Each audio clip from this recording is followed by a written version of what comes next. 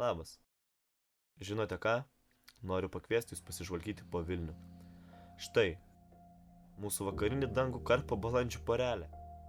Virš Gedimino pilies plevėsuoja mūsų saulė, pievos ir kraujas. Mano mylimos šalies vėliava.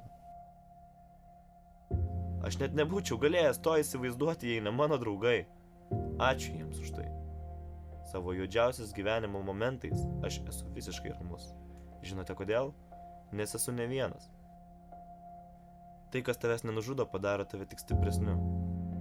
Šiuolaikinė visuomenė panašiai barokinė, pilna puošmenų, kaukių, fasado, statuso, blizgučių.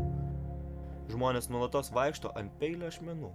Tik tai žinot, kuo skiriasi šiuolaikinė visuomenė? Čia žmonės yra pamiršę, kad mirs. Jie nemoka būti čia ir dabar.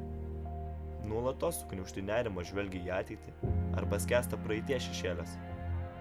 Kviečiu neužsimerkti prieš gyvenimą, o žvelgti atvirą širdimi, nes su atviromis širdimis visi esame vienodi.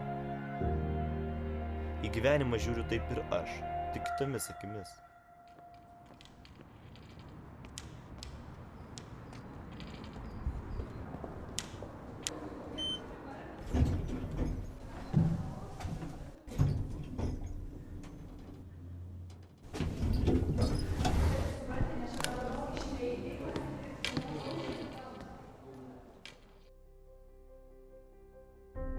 Deividu iš tikrųjų turbūt galima žavėtis kaip tokiu tikrai užsispyrusiu ir siekiančiu tikslo, siekiančiu neįsiskirti iš kitų eilinių kasdienių studentų. Visada smagu matyti, kai ir jis nori bendrauja ir su merginomis, ir su vaikinais. Ir merginos studentės jį priima visiškai šiltai, maloniai ir bendrauja tikrai su juom kaip lygių su lygiu, net nebandydami išskirti dėl jo kažkokių tai savybių. Ir kas įdomiausia, kad jeigu kiti studentai, reiškia, groja, tai be aiškaus tikslo, tiesiog, kad išmok groti gitarą ten ką, tai Deividas, grodamas gitarą, planavo, aš grosiu rateliuose, aš grosiu tarp draugų, man reikia žinot, kaip geriau daryti šitas dainas, kokius geriau man parinkti ritmus, kad tai patiktų žmonėms, kurie bus greta manęs.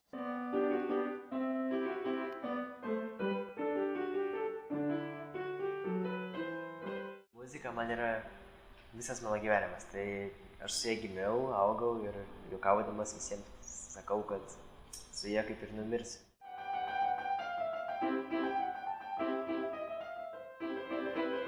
Tėvai turėjo tokią juostą, magnetofoną, tuo metu dar buvo juostinis magnetofonas, įjungdavo tą juostelę Arvydo Vilčinsko, nesuprasdamas nei kas čia per atlikėjas, nei kad čia kokios dainos, o tiesiog man tas gal balsas patiko, gal melodija dainų. Būdavo taip, kad aš be jo muzikos negalėdavau užmigti.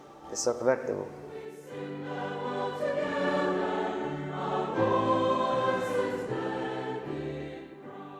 Deividas lanko choro studiją. Choro studija privaloma yra visų kursų studentams.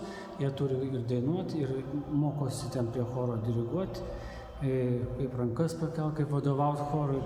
Ir aišku, Deividui gal bus sunkiau, kadangi dirigavimas reikalauja tokio akių kontakto.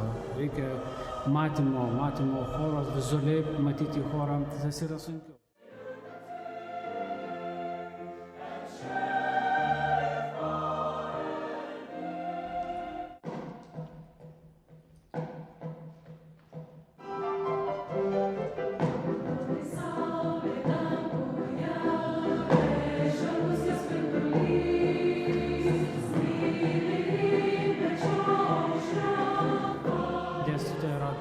Kaip sakiau, išeitį tokio, kaip padiriguoti. Pavyzdžiui, paėmė būgnelį, muša ritmą, choras mato, taip ir... Bet bandom, jau ne vieną mes turime neregį studentą. Jiem grot, dainuot, muzikuoti yra labai paprasta ir lengva. Jie daug jautresni, jie jaučia tą muziką labiau negu gal kad regintysis. Aš galvojau, kad aš ir nepritapsiu.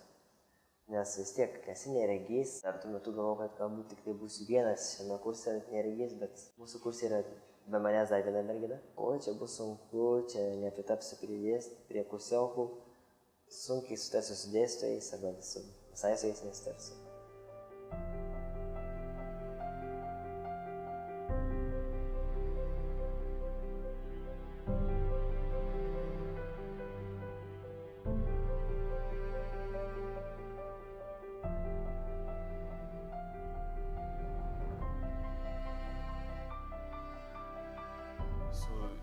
su mūsų grupiokais Deividas taip pat labai sutarė gerai, jis yra labai visų mylimas, tiek mūsų trečio kurso studentų, tiek visų kitų likusių kursų, tiek pirmo, antro ir ketvirto kursų, visų taip pat dėstytojai visi jį labai myli ir jis tikrai yra grupiai siela mūsų. Mes keliaujame kelionę su savo choru, tai būna ne taip, kad kas pažiūrės Deividą, būna taip, kad aš noriu pažiūrėti Deividą ir visi Deividą kaip talismaną nešios.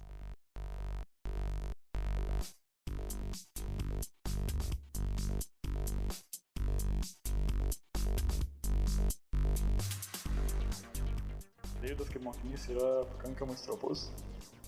Realiai aš skaičiavau, ją mokytis groti kaip didžiai yra 4 kartus sunkiau nei paprastam žmogui. Bet tas jau nesustabdo, jisai vis tiek ateina kiekvieną pamoką, pasiruošęs, nusiteikęs, užsivedęs tam dalykui, stengiasi ir padaro.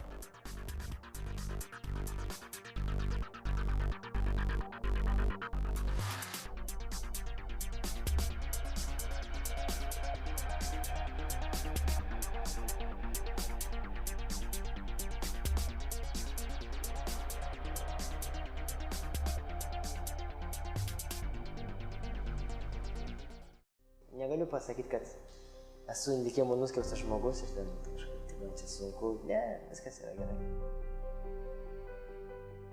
Kaip sako, kai Dievas užveria duris, jis atveria langą.